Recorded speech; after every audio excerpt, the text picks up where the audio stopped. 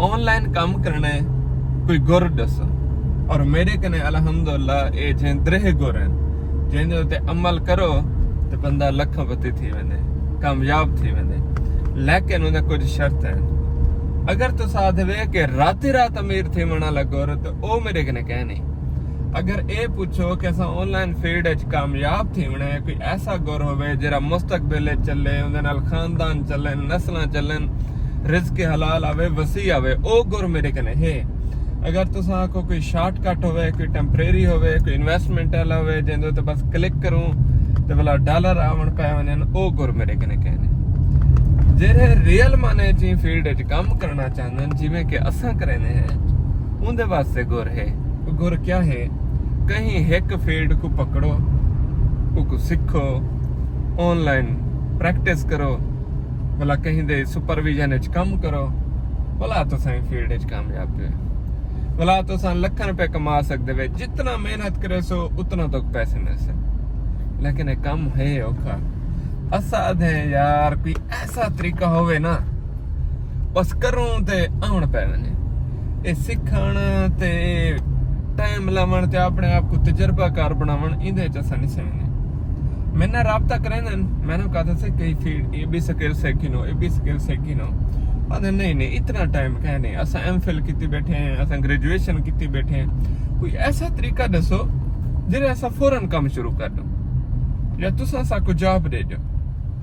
मैं तो को दसा देवां कि अगर तुसां फील्ड जॉब भी करनी है ना, भलाई ते तुहारे कने कोई स्किल हो सी ते तो जॉब मिल सी। निकम्मी जॉब कोई कहनी होंदी, या वो भी दफ्तरें वाली जॉब ते तो उवें कहनी होंदी, क्यों कहंदे दफ्तर ही कहनी होंदे, ऑनलाइन काम करने।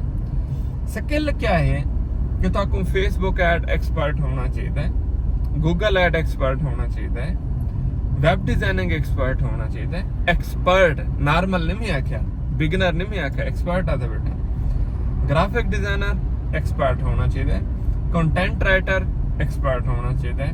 खा कोई भी स्किल है उनदे जले तुसा एक्सपर्ट थी सो। अगर ताकू काम नहीं मिलता मेरे नाल आके काम करो, $1000 मेरे कने गिन गिने एक्सपर्ट हो। हुण तुसा आखो असां 16 पढ़ी खड़े हैं या 14 पढ़ी खड़े हैं, साको मिले डायरेक्ट जॉब, या कोई ऐसा ऑनलाइन काम होवे जिंदे खपड़ा ना पवे ते पैसे आवन, इस तरह ख्वाब भी थी सकदे।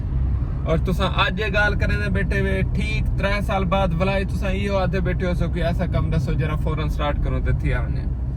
तो 3 साल 2 साल 1 साल जाए करन दी बजाय हुण कने स्टार्ट कर गिनो, को सीखो समझो।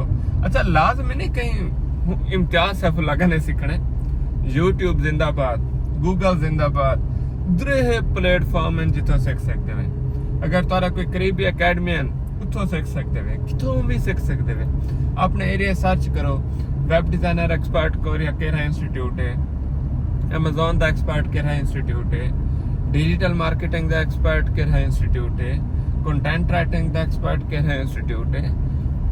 भला उन्हें च देखो कि आया ऑनलाइन खुद काम करेंदन या कहना, फाइवर ते काम करेंदन या कहना, अपवर्क ते काम करेंदन या कहना।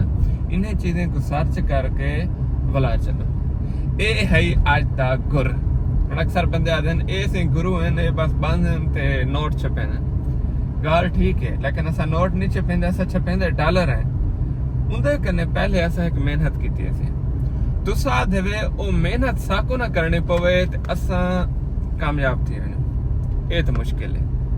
ये तो सही तुसा कई वडे गुरु घंटाल कने जो पहुंच वनो, ये काम तो करना पोसी थी सकदे, ज्यादा करना पे।